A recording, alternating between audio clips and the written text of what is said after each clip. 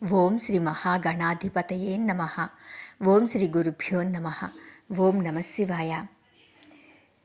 మృగశృంగుడు యముని గూర్చి వ్రతమాచరించుట. ఆ విధంగా ఏనుగుకు శాప విమోచనమైన తర్వాత మరలా మృగశృంగుడు కావేరి నదిలో దిగి అకాల మృత్యు వాతపడిన ఆ ముగ్గురు కన్యలను బ్రతికించు నిమిత్తం యమధర్మరాజును గురించి తపస్సు చేయనారంభించాడు.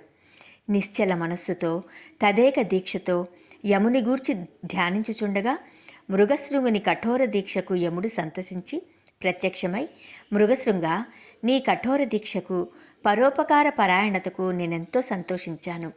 నా గురించి ఇంత దీక్షతో ఎవరూ తపమాచరించి ఉండలేదు.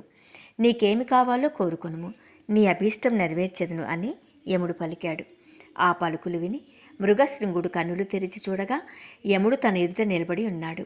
వెంటనే చేతులు జోడించి, మహాన్భావ, ఎంతటి తపస్శాలురకైనా కూడా దర్శనమివ్వని మీరు నాబోటి సామాన్యునికి మీ దర్శనమిచ్చుట నా పూర్వజన్మ సుకృతం తప్ప వేరే కాదు. అకాల మరణానికి పాల్పడిన ఆ ముగ్గురు కన్యలను బ్రతికించి నన్ను సంతృప్తిని చేయండి అని ప్రార్థించాడు. మృగశృంగుని పరోపకార బుద్ధికి, దయార్ద్ర హృదయానికి యముడు సంతోషించి అతని కోరిక ప్రకారం ఆ ముగ్గురు కన్యలకు ప్రాణదానం చేయించి, మృగశృంగ, నీ భక్తికి మెచ్చి తిని, నీ పరోపకార బుద్ధి నన్ను ఆకర్షించింది, నీకు జయమగు కాక అని యముడు దీవించాడు. మహాపురుష, మిమ్ము సంతోషపెట్టుట సామాన్యమైనది కాదు. మిమ్ము స్తోత్రము చేసిన వారికి, స్తోత్రము విన్నవారికి జరామరణములు కలుగవు.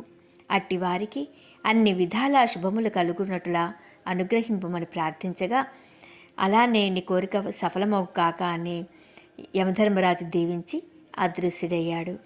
మాఘపురాణంలో 7వ అధ్యాయం సంపూర్ణం. ఓం నమః శివాయ.